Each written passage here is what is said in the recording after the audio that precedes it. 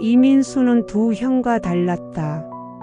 첫째 형 민철은 사업 실패로 빚에 허덕이고 있었고, 둘째 형 민호는 10년 전 미국으로 이민을 떠난 후 거주를 핑계로 연락조차 뜸했다. 어머니 이순자가 치매 진단을 받았을 때도 마찬가지였다. 78세의 순자는 평생 세 아들을 키우며 살아온 전형적인 어머니였다. 남편이 55세 이른 나이에 심장마비로 세상을 떠난 후 혼자서 아들 셋을 대학까지 보냈다. 그 중에서도 막내인 민수를 가장 아껴했다. 민수 역시 그것을 알고 있었다. 어머니가 치매 진단을 받은 것은 2023년 가을이었다. 처음에는 건망증이 심해진 정도로 여겼는데 같은 이야기를 하루에 서너 번씩 반복하고 길을 잃어버리는 일이 생기면서 병원을 찾게 되었다. MRI와 인지검사 결과는 명확했다. 알츠하이머형 치매 초기 단계. 형들이 모인 자리에서 첫째 형 민철이 먼저 입을 열었다. 지금 자신의 상황이 어렵다는 것이었다. 2020년에 시작한 치킨 프랜차이즈 사업이 코로나19로 망하면서 2억 가까운 빚을 지게 되었고, 현재는 아내와 함께 편의점 알바를 하며 간신히 버티고 있는 상황이라고 했다. 어머니를 모실 형편이 도저히 안 된다고 손사래를 쳤다. 둘째 형 민호는 화상통화로 참여했지만 역시 미국 생활의 어려움을 토로했다. IT 회사에서 일하고 있지만 아직 시민권도 받지 못한 상태에서 한국을 오가기 어렵다는 것이었다. 게다가 두 딸을 대학에 보내느라 경제적으로 여유가 없다며 거리를 뒀다. 민수는 그 순간을 평생 기억할 것 같았다. 형들의 눈빛에서 은밀한 기대감을 읽었다. 자신이 나서주기를 바라는 마음이 숨어 있었다. 민수는 2021년에 명예퇴직을 했다. 회사 구조조정 과정에서 45세라는 이른 나이에 퇴직금을 받고 나온 것이었다. 3억 정도의 퇴직금이 있어서 당장은 여유가 있었다. 민수는 그 자리에서 결심했다.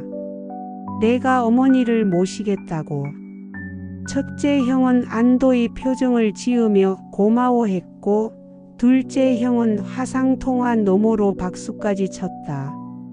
하지만 민수의 마음 한구석에는 이상한 기분이 들었다. 형들이 너무 쉽게 동의하는 것 같았다. 민수의 판단에는 나름의 근거가 있었다.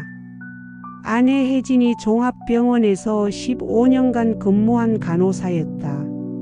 치매 환자 돌봄에 전문적인 지식이 있을 것이라고 생각했다. 게다가 퇴직 후 집에서 시간적 여유도 있었다. 중2 딸 지은이와 초육 아들 준호도 이미 할머니를 좋아했다. 하지만 이미 그때부터 복순이 깔리고 있었다. 아내 혜진이 민수의 결정에 대해 보인 미묘한 표정. 그녀는 고개를 끄덕이긴 했지만 눈빛에는 걱정이 담겨 있었다.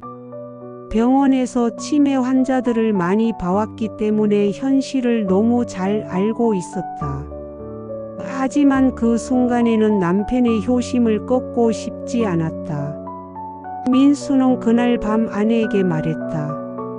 형들이 어머니를 제대로 모실 수 없다면 자신이라도 끝까지 책임지겠다고. 혜진은 남편의 손을 잡으며 함께하겠다고 했다. 하지만 그녀의 목소리에는 확신이 부족했다. 순자를 모셔온 첫 주는 비교적 평온했다. 2023년 11월 초순, 가을 단풍이 아름답게 물든 시기였다. 어머니는 새로운 환경에서 조심스러워하면서도 손자 손녀와 함께 지내는 것을 즐거워했다. 오랜만에 가족이 함께 모여 사는 기분이었다. 민수는 뿌듯했다. 형들과 달리 자신은 제대로 효도하고 있다는 자부심이 있었다. 순자도 막내 아들 집에서 편안해하는 것 같았다.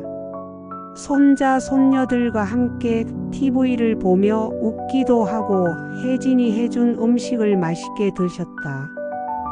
하지만 문제는 일주일이 지나면서부터 시작됐다. 밤마다 순자가 깨어나 화장실을 찾지 못해 헤매는 일이 반복됐다. 치매 환자에게 흔한 일몰증후군이었다. 해가 지면서 혼란스러워하는 증상이었다.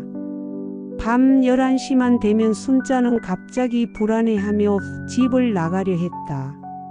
자기 집으로 가야 한다며 현관문을 열려고 시도했다. 민수는 매일 밤 어머니를 달래야 했다. 여기가 어머니 집이라고 안전하다고 설득하는 것이 쉽지 않았다. 더 큰 문제는 아이들의 반응이었다. 중학생 딸 지은이는 할머니가 같은 말을 계속 반복하거나 갑자기 화를 내는 모습을 무서워하기 시작했다. 특히 밤에 할머니가 소리를 지르거나 문을 두드리는 소리 때문에 잠을 설치는 일이 많아졌다. 초등학생 아들 준호도 마찬가지였다. 평소 할머니를 좋아했지만 할머니가 자신을 다른 사람으로 착각하거나 갑자기 서러워하는 모습을 보며 위축되기 시작했다. 할머니 앞에서는 조심스럽게 행동하고 자연스럽게 어머니나 아버지 뒤로 숨는 모습을 보였다. 혜진은 남편에게 조심스럽게 말했다. 병원에서 본 치매 환자들을 생각하면 앞으로 더 힘들어질 것이라고. 지금부터라도 다른 방법을 생각해 봐야 한다고. 전문적인 케어를 받을 수 있는 곳을 알아보는 것도 나쁘지 않다고. 하지만 민수는 고개를 저었다. 이제 시작인데 벌써 포기할 수는 없다고. 시간이 지나면 어머니도 적응하실 것이고 자신들도 요령이 생길 것이라고 말했다. 혜진은 더 이상 말하지 않았다. 하지만 마음 한구석에서는 불안감이 커져갔다. 민수는 어머니의 증상을 관리하기 위해 여러 가지 방법을 시도했다. 치매 관련 서적을 읽고 인터넷에서 정보를 찾았다. 규칙적인 생활 패턴을 만들어주고 친숙한 물건들을 어머니 방에 배치했다. 하지만 증상은 좋아지지 않았다. 한 달이 지날 무렵 민수는 확실히 지치기 시작했다. 밤마다 어머니를 돌보느라 제대로 잠을 잘 수 없었고 낮에도 어머니를 혼자 둘 수 없어서 긴장 상태를 유지해야 했다. 체중도 3kg 정도 빠졌다. 2달이 지나자 상황은 더욱 악화됐다. 2024년 1월 겨울의 추위가 본격화되면서 순자의 치매 증상도 더 심해졌다. 추위와 일조량 부족이 치매 환자에게 좋지 않은 영향을 미친다는 것을 민수는 그때야 알게 됐다. 순자는 이제 민수를 제대로 알아보지 못하는 날이 많았다. 어떤 날은 남편으로 착각했고 어떤 날은 전혀 모르는 사람 취급을 했다. 가장 힘든 것은 순자가 집안에서도 길을 잃는다는 것이었다. 화장실을 찾지 못해서 방 안에서 실수를 하는 일도 생겼다. 민수는 24시간 긴장 상태를 유지해야 했다. 어머니가 가스레인지를 켜놓고 잊어버리거나 현관문을 열고 나가려 시도하는 일이 빈번해졌다. 안전을 위해 가스 밸브를 잠그고 현관문에 이중 잠금 장치를 설치했다. 집이 점점 감옥처럼 변해갔다. 더 심각한 문제는 경제적 압박이었다. 민수는 어머니를 혼자 두고 외출할 수 없어서 구직 활동을 제대로 할 수 없었다. 명예퇴직 후 새로운 일을 찾아야 했는데 그것이 불가능해진 것이었다.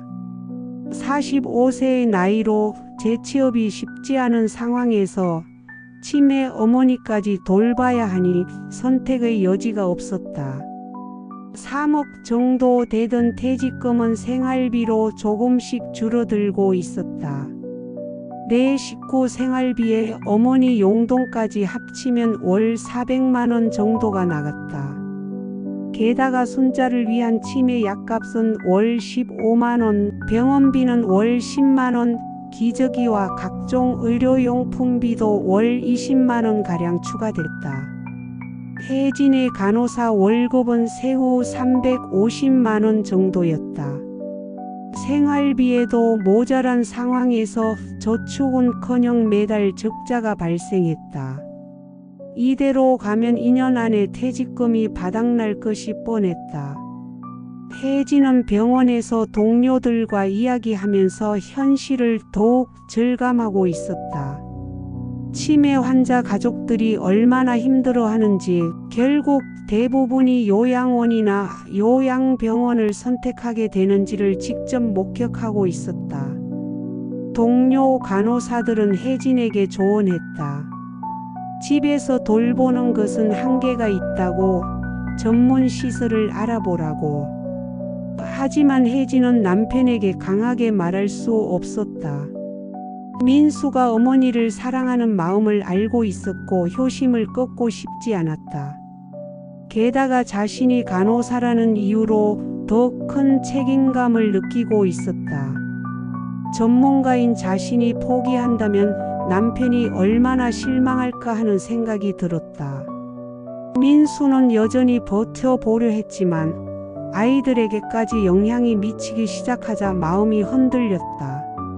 지은이는 학원에서 돌아와도 집에 들어오기를 꺼려했다. 할머니 때문에 집이 시끄럽고 친구들을 초대할 수도 없다고 불만을 토로했다. 준호는 더 직접적이었다. 어느 날 민수에게 물었다. 할머니는 언제 자기 집으로 돌아가시냐고. 아빠는 왜 맨날 할머니만 돌보냐고. 자신과는 놀아주지 않는다며 서운해했다. 민수는 그제야 깨달았다. 어머니를 돌보겠다는 의지만으로는 부족하다는 것을. 현실적인 문제들이 한꺼번에 몰려오고 있었다. 2024년 2월 어느 화요일 밤이었다. 순자가 갑자기 집을 나가려 해서 민수가 말리던 중 심각한 실랑이가 벌어졌다. 순자는 민수를 전혀 알아보지 못한 채 자신을 감금하려 한다며 소리를 질렀다. 어머니, 저 민수예요. 막내 아들이에요. 민수의 말에도 순자는 들은 체하지 않았다. 오히려 더 큰 소리로 도둑이라고 외쳤다. 경찰을 부르겠다며 현관문을 열려고 했다. 민수가 막자 순자는 민수의 팔을 핥히기까지 했다. 이 소동에 온 가족이 깨어났다. 특히 준호가 울음을 터뜨렸다. 할머니가 무서워하며 아빠를 밀치는 모습을 보고 충격을 받은 것이었다. 지은이도 놀란 눈으로 상황을 지켜보다가 자기 방으로 도망치듯 들어갔다. 혜진은 그 순간 더 이상 참을 수 없었다. 간호사로서의 전문 지식과 엄마로서의 본능이 동시에 작동했다. 이렇게는 안 된다고, 전문적인 케어를 받을 수 있는 곳으로 모셔야 한다고 남편에게 말했다. 민수는 아내의 말에 화를 냈다. 간호사면서 어떻게 그런 말을 하냐고, 자신의 어머니를 버리라는 말이냐고. 15년간 환자를 돌본 당신이 그런 말을 하면 어떻게 하냐고 소리쳤다. 하지만 혜진의 대답은 냉정했다. 바로 간호사이기 때문에 이런 말을 하는 거라고. 지금 이 상황이 누구에게도 도움이 되지 않는다고 어머니도 전문적인 케어를 받는 것이 더 나을 수 있다고. 의료진의 시각에서 봤을 때 집에서의 돌봄에는 한계가 있다고 말했다. 혜진은 계속해서 말했다.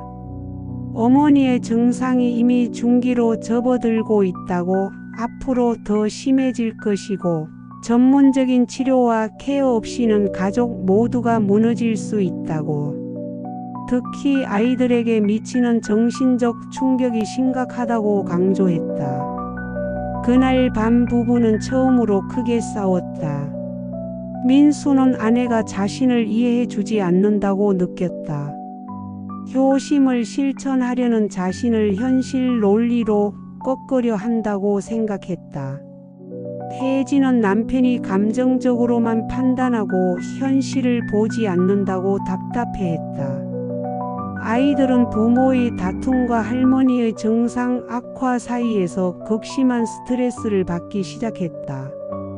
지은이는 친구 집에서 자고 오겠다고 하는 날이 늘어났다. 집에 있기 싫다고 솔직하게 말하기도 했다. 준호는 더 심각했다. 밤에 악몽을 꾸며 잠을 설치기 시작했다. 할머니가 자신을 해치려 한다는 꿈을 꾼다고 했다. 학교에서도 집중하지 못한다는 담임 선생님의 연락이 왔다. 민수는 그제야 상황의 심각성을 깨닫기 시작했다. 어머니를 돌보겠다는 자신의 의지가 오히려 가족 전체를 위험에 빠뜨리고 있다는 것을.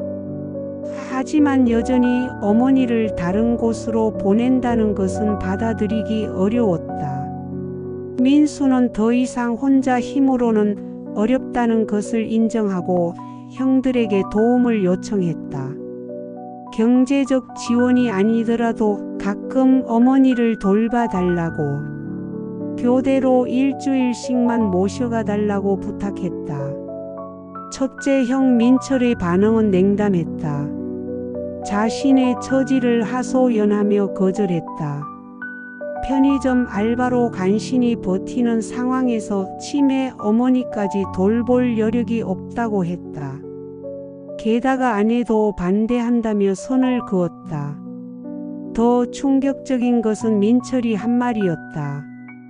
애초에 민수가 나서서 모시겠다고 했으니 끝까지 책임지라는 것이었다. 자신들은 동의한 적이 없다는 식으로 말했다. 민수가 혼자 결정한 일이라며 책임을 회피했다. 둘째 형 민호는 화상통화로 연결됐지만 더욱 교묘했다. 미국에서 한국까지 와서 어머니를 돌보는 것은 현실적으로 불가능하다고 했다. 대신 매달 100만 원씩 송금해 주겠다고 제안했다. 하지만 그 돈으로는 전문 간병인을 고용하기에도 턱없이 부족했다. 민수는 그제서야 깨달았다. 형들이 처음부터 자신이 어머니를 모시기를 은밀히 바라고 있었다는 것을. 자신들의 부담을 떠넘기기 위해 민수의 효심을 이용한 것이었다. 셋째라는 위치, 경제적 여유, 간호사인 아내까지 모든 조건이 민수에게 유리했기 때문에 형들은 안도하며 책임을 미뤘던 것이다. 혜진은 시댁 식구들의 모습을 보며 분노했다. 어떻게 그럴 수 있냐며 민수에게 따졌다. 형제가 서로 도와야 하는 것 아니냐고, 왜 민수만 희생해야 하냐고. 하지만 민수도 배신감에 상처받은 상태였다. 그럼에도 민수는 어머니는 여전히 자신의 책임이라고 생각했다. 형들이 도와주지 않는다고 해서 어머니를 버릴 수는 없다고 말했다. 하지만 현실의 벽은 점점 높아져만 갔다. 경제적 상황은 더욱 악화됐다. 구직 활동을 완전히 포기한 상태에서 저축은 하루가 다르게 줄어들고 있었다.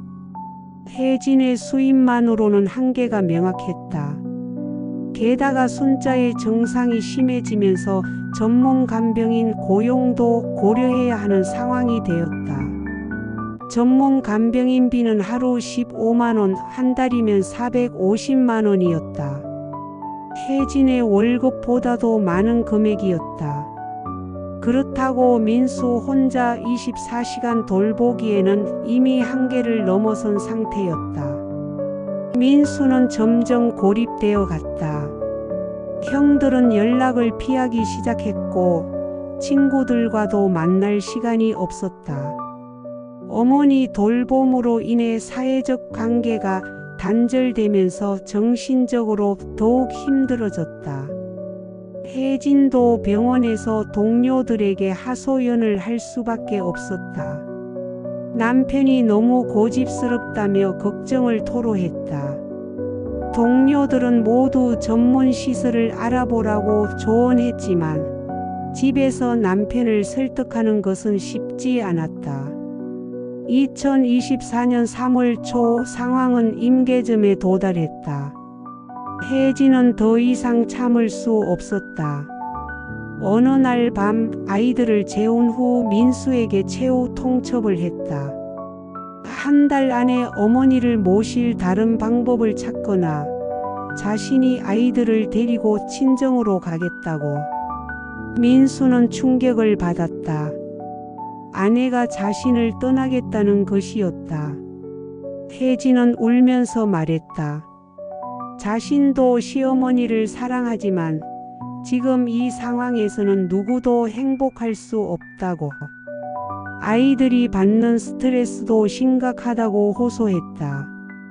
혜진은 간호사로서의 전문적 견해를 차근차근 설명했다. 치매는 진행성 질환이라서 앞으로 더 힘들어질 것이고 가족들만의 힘으로는 한계가 있다고. 전문적인 케어를 받는 것이 어머니에게도 더 나을 수 있다고 설득했다. 특히 혜진이 강조한 것은 안전 문제였다. 치매 환자는 예측 불가능한 행동을 하기 때문에 24시간 전문적인 관찰이 필요하다고. 집에서는 아무리 노력해도 안전사고를 완전히 예방할 수 없다고 말했다. 하지만 민수는 여전히 망설였다. 요양원에 모신다는 것은 자신의 효심을 포기하는 것 같았고 어머니를 버리는 것 같은 죄책감이 들었다.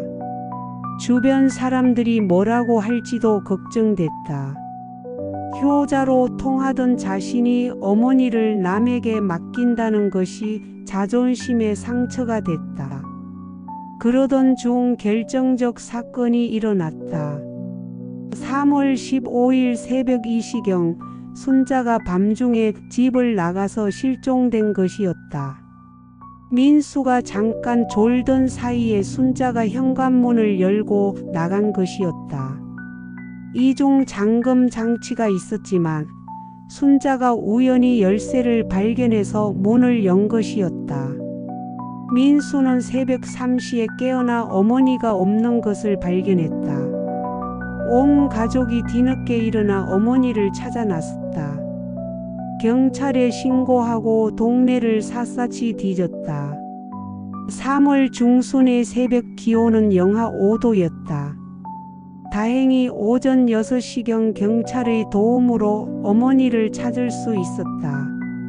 순자는 집에서 2km 떨어진 공원 벤치에서 추위에 떨며 앉아 있었다. 완전히 혼란 상태에서 자신이 어디 있는지, 왜 거기 있는지 전혀 모르고 있었다. 병원에서 검사를 받은 결과 다행히 큰 외상은 없었지만 체온이 많이 떨어진 상태였다. 의사는 말했다. 몇 시간 더 늦었다면 생명이 위험할 수도 있었다고. 그 순간 민수는 깨달았다. 자신의 능력으로는 어머니의 안전을 지킬 수 없다는 것을. 아무리 노력해도 24시간 깨어 있을 수는 없고 치매 환자의 예측 불가능한 행동을 막을 수는 없다는 것을. 혜진은 남편의 손을 잡으며 말했다. 이제 정말 결정해야 할 때라고. 어머니의 안전과 가족 모두의 행복을 위해서라도 전문적인 도움을 받아야 한다고. 더 이상 미룰 수 없다고 간곡히 부탁했다. 그날 밤 민수는 잠을 이룰 수 없었다. 어머니가 추위에 떨며 혼자 앉아있던 모습이 계속 떠올랐다. 자신의 고집 때문에 어머니가 위험한 상황에 처했다는 죄책감이 밀려왔다. 민수는 며칠간 깊은 고민에 빠져 있었다. 혜진은 이미 아이들과 함께 친정에 가기 위한 준비를 시작했다. 가방을 싸는 아내의 모습을 보며 민수는 더 이상 미룰 수 없다는 것을 깨달았다. 지은이와 준호도 아빠에게 솔직하게 말했다. 할머니와 함께 사는 것이 너무 힘들다고. 밤마다 소리를 지르고 갑자기 화를 내는 할머니가 무섭다고. 친구들도 집에 놀러 오기를 꺼린다고 털어놓았다. 지은이는 특히 솔직했다. 아빠의 효심은 이해하지만 가족 모두가 힘들어하는 상황에서 할머니만을 위한 선택이 옳은 것인지 의문이라고 말했다. 중학생이지만 상황을 정확히 파악하고 있었다.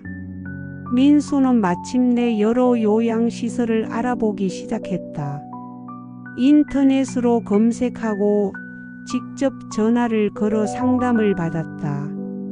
하지만 현실은 녹록지 않았다.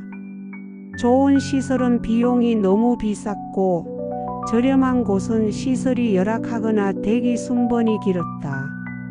서울 고급 요양원은 월 500만 원이었다.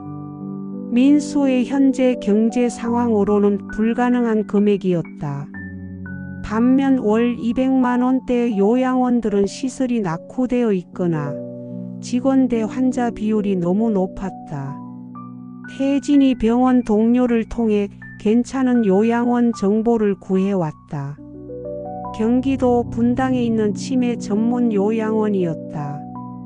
월 비용은 350만 원으로 부담스럽지만 불가능하지는 않은 수준이었다. 치매 환자 전담 프로그램도 있고 의료진이 상주하며 가족들의 만족도도 높다고 했다. 민수는 그 요양원을 직접 둘러봤다. 깨끗하고 체계적인 시설에 놀랐다. 치매 환자들이 안전하게 지내고 있는 모습을 보며 마음이 조금 놓였다. 간호사들도 전문적이었고 치매 환자를 다루는 노하우가 있어 보였다. 특히 인상적이었던 것은 치매 환자들을 위한 다양한 프로그램이었다. 음악치료, 미술치료, 인지훈련 프로그램 등이 체계적으로 운영되고 있었다. 집에서는 제공할 수 없는 전문적인 케어였다. 하지만 여전히 죄책감은 남아 있었다. 어머니를 남에게 맡긴다는 것, 자신이 직접 돌보지 않는다는 것이 마음에 걸렸다. 주변 사람들의 시선도 걱정됐다. 효자라는 평판에 상처가 날 것 같았다. 복선이 회수되기 시작했다. 초반에 혜진이 보였던 미묘한 표정의 의미를 이제야 알 수 있었다. 그녀가 간호사로서 치매의 현실을 너무 잘 알고 있었기 때문이었다. 형들의 은밀한 계산도 이제야 명확해졌다. 처음부터 민수가 책임지기를 바랐던 것이었다. 민수는 퇴직금 잔액을 계산해 봤다. 현재 1억 2천만 원 정도 남아 있었다. 요양원비 월 350만 원이면 3년 정도는 버틸 수 있었다. 그 사이에 자신이 취업을 해서 수입을 만들어야 했다. 하지만 가장 큰 문제는 어머니께 어떻게 말씀드리느냐는 것이었다. 아무리 치매가 있다고 해도 상황을 전혀 모르는 것은 아니었다. 요양원에 가신다는 말을 어떻게 받아들이실지 걱정됐다. 민수는 마침내 용기를 내어 어머니께 솔직하게 말씀드렸다. 3월 말에 어느 따뜻한 오후 어머니와 단둘이 앉아서 이야기했다. 요양원에서 더 좋은 케어를 받으시는 것이 어떻겠냐고 조심스럽게 꺼냈다. 놀랍게도 순자는 그 순간만큼은 맑은 정신으로 대답했다. 치매 환자에게 가끔 나타나는 잠깐의 맑은 의식이었다. 민수야, 너무 힘들었지. 엄마가 너희한테 짐이 되는구나. 그 말에 민수는 눈물이 쏟아졌다. 어머니가 모든 것을 알고 있었다는 것, 자신이 가족들에게 부담이 되고 있다는 것도 알고 있었다는 것을. 민수는 어머니의 손을 잡고 말했다. 짐이 아니라고 사랑하기 때문에 함께하고 싶었다고. 순자는 계속해서 말했다. 내가 나를 끝까지 지키려고 했다는 것만으로도 고맙다고. 하지만 이제는 전문가들의 도움을 받는 것이 모두에게 좋을 것 같다고. 지은이와 준호도 생각해야 한다고. 어머니의 말을 들으며 민수는 깨달았다. 진정한 효도는 무조건 집에서 모시는 것이 아니라 어머니에게 가장 좋은 환경을 제공하는 것이라는 것을. 자신의 자존심과 죄책감 때문에 오히려 모든 가족이 힘들어하고 있었다는 것을. 순자는 마지막으로 말했다. 자주 와서 보면 되지 않겠냐고. 요양원에 있다고 해서 가족이 아닌 것은 아니라고. 오히려 서로 부담 없이 만날 수 있을 것 같다고. 요양원 입소 당일인 4월 5일 온 가족이 함께 갔다. 벚꽃이 만개한 아름다운 봄날이었다.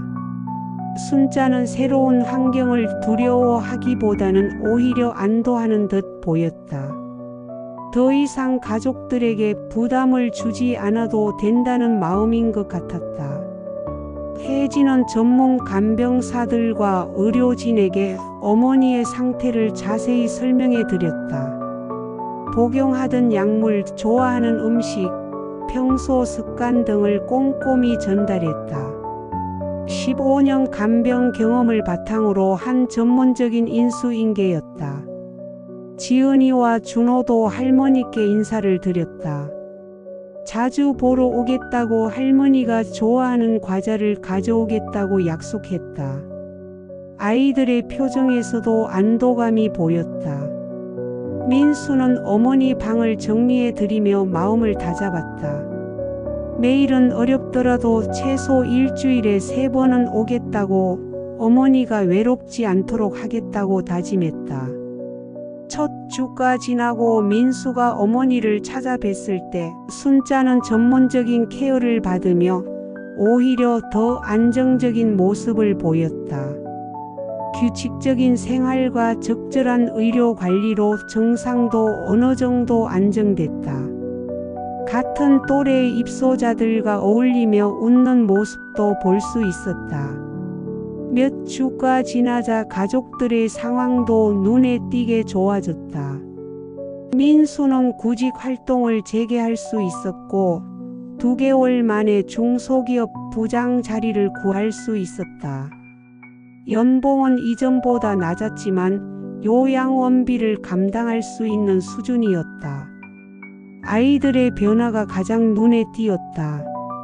지은이는 다시 친구들을 집에 초대하기 시작했고 성적도 올랐다. 준호도 밤에 악몽을 꾸지 않게 되었고 평소의 밝은 모습을 되찾았다. 혜진은 남편에게 말했다. 당신이 어머니를 사랑한다는 것을 의심한 적은 없다고. 다만 그 사랑을 표현하는 방법이 달랐을 뿐이라고. 지금도 매일 어머니 생각을 하고 자주 찾아뵙는 것만으로도 충분한 효도라고 위로했다. 민수는 깨달았다. 때로는 놓아주는 것이 더 큰 사랑이라는 것을. 그리고 진정한 책임감은 감정적 판단이 아닌 현실적 판단에서 나온다는 것을. 어머니의 안정과 행복, 그리고 가족 모두의 평안을 고려한 선택이 진정한 효도였다. 6개월이 지난 어느 날 민수는 요양원에서 어머니와 함께 차를 마시며 이야기했다.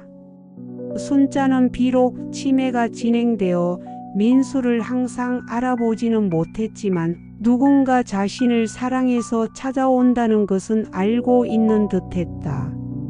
민수는 어머니의 손을 잡으며 말했다. 어머니 사랑합니다. 순자도 미소를 지으며 고개를 끄덕였다. 그 순간만큼은 모든 것이 평화로웠다. 이야기는 민수가 요양원 정원에서 어머니와 함께 봄볕을 쬐다. 순자는 비록 치매가 진행됐지만 편안한 표정을 짓고 있다. 민수도 더 이상 죄책감에 시달리지 않으며 진정한 평안을 찾은 모습이다. 주변에서는 같은 처지의 가족들이 환자들과 함께 시간을 보내고 있다. 모두가 어려운 결정을 내렸지만 지금은 최선의 선택이었다는 것을 알고 있다. 사랑하는 사람을 보내는 것이 때로는 더 큰 사랑이라는 것을 모든 사람이 깨닫고 있는 순간이다. 민수는 마음속으로 다짐한다. 어머니가 편안하게 지내실 수 있도록, 그리고 가족들이 모두 행복할 수 있도록 최선을 다하겠다고. 이것이 진정한 효도의 모습이라고 스스로에게 말한다. 복선의 완전한 회수 초반 혜진의 걱정 어린 표정은 전문가로서 예견한 현실이었고, 형들의 은밀한 기대는 결국 민수 혼자의 몫이 되었으며, 경제적 압박과 가족의 스트레스는 모두 예상된 수순이었다. 하지만 그 모든 과정을 통해 민수는 진정한 사랑과 책임의 의미를 깨닫게 되었다.